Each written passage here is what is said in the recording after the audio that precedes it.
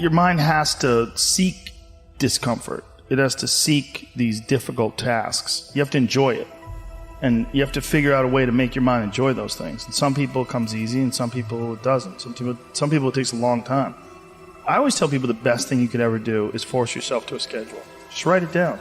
Like today I have to do an hour on the treadmill. I have to do an hour, no matter what. Even if you're walking on it, you're doing an hour on a treadmill. The next time you're going to do it, okay, you did an hour and this is the amount of miles you got in.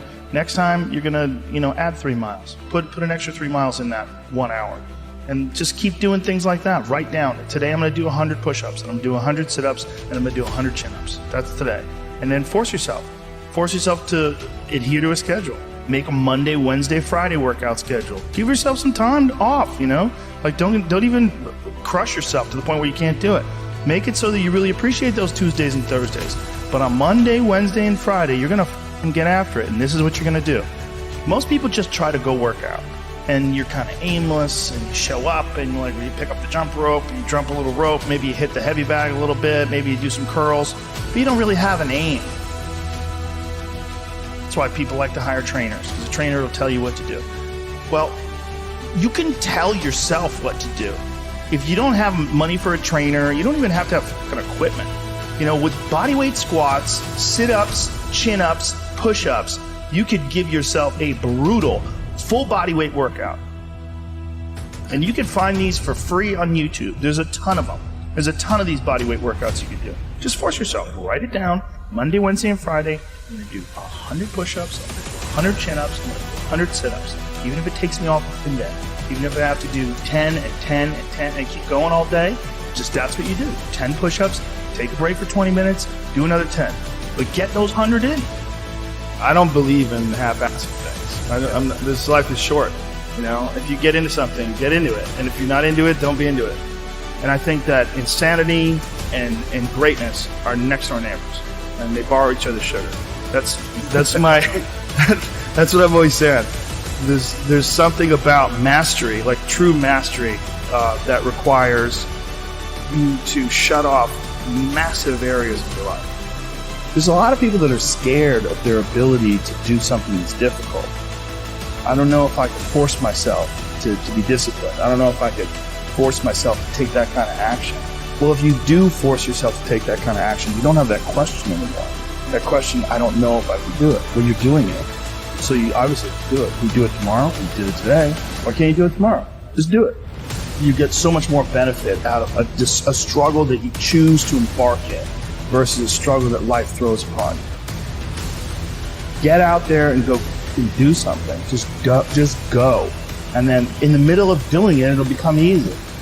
Even if it's not easy, even if it's hard, it's easier than not doing it and wishing that you had done it.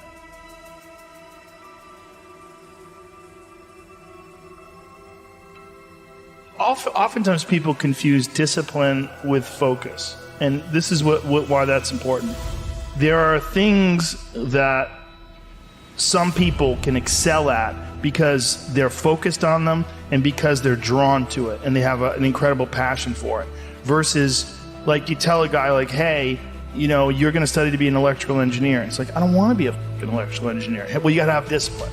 And so they don't have the drive, and they don't get excited about it, and they don't do. But if you tell that guy, whatever, you're going to be a golfer, and he loves golf, and he's practicing every day, and he becomes a professional golfer. You say, well, I thought that guy didn't have any discipline. Well, it's not that he didn't have any discipline. He's just not interested in that other thing. I was never a disciplined kid, but I would find things that I loved, and I was obsessed. And I always felt embarrassed by it, because people would say, oh, your son, like to my mom, your son is so disciplined. And she'd be like, my son's fucking crazy. Like, he's not disciplined. He finds these things, and that's all he does all day long. Like, it's not really discipline, because he doesn't clean his room. He's fucking lazy. There's all sorts of shit he's supposed to do. I never did my homework. There's all the... But if I had a thing that I was into, I was obsessed. You were crazy about it. But it would bother me that I didn't really have discipline. Like, if I had jobs that I had to do, I didn't do a good job at them, like construction jobs that I had. But when it came to martial arts... How did you find those things, though? How did you find those things? You stumbled upon lucky. Just got lucky. Martial arts, I just got lucky. And it clicked with me, like, almost immediately. I became obsessed. you know, and I wanted to excel at it. And so I was just doing it all day long. And I think the more you choose to embark in these struggles, these especially physical and mental struggles, because I consider both martial arts, yoga, and actually even trail running, I've considered the mental struggles as much as physical struggles. Like, because I could stop anytime I want. I'm halfway up the hill, I can go, F this. So I'm walking the rest of the way. Yep. Call my dog over, put him on the leash. I'm like, we're walking, buddy. You know? But, or you could say, no, this is what I'm doing today. I have a very clear plan in front of me. My plan is we're doing 4 miles today. This is where we start. This is where we end. This is what we're doing. Sometimes when things are really hard to do, you think, oh my God, I got to stop doing this. But once you do it and you complete it, you have a satisfaction, this sense of satisfaction that you did something really difficult that is irreplaceable. And some kids never get that, and they just stay fat and stupid their whole life.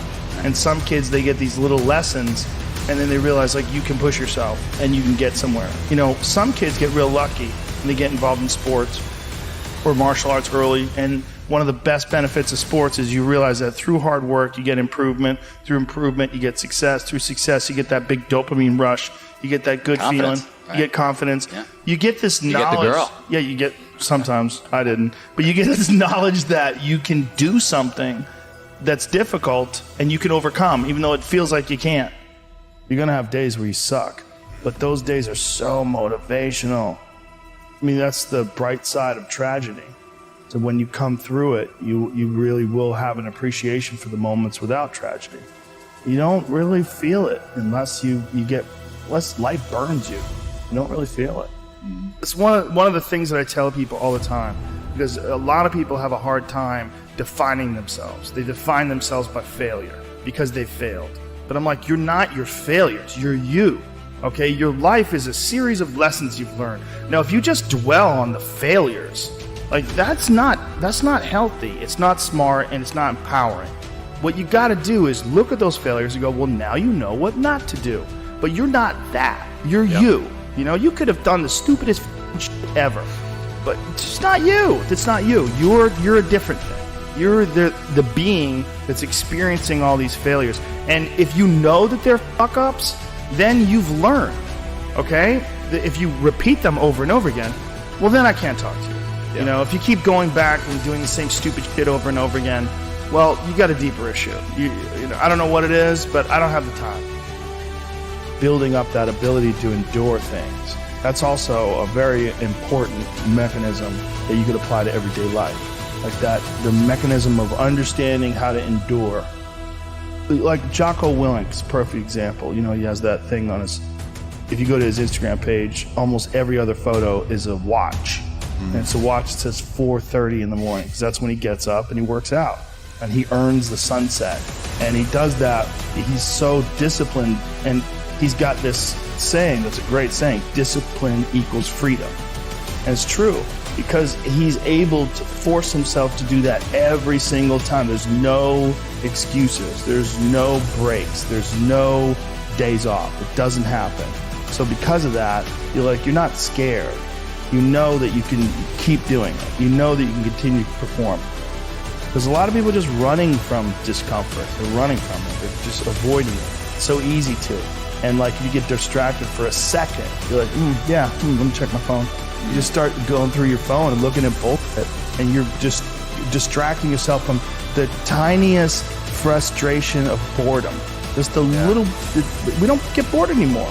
Or if we get bored for these tiny amounts of time, then you get distracted. So your distraction is eliminating your boredom. But the problem with that is, like, there's certain thoughts that only come to you when you're thinking, when you don't have any input coming in. When we're constantly looking at our phones, the only input you're getting is input from other people. And sometimes that's good. Sometimes you get good stuff out of that. But it's like a diet of only fruit.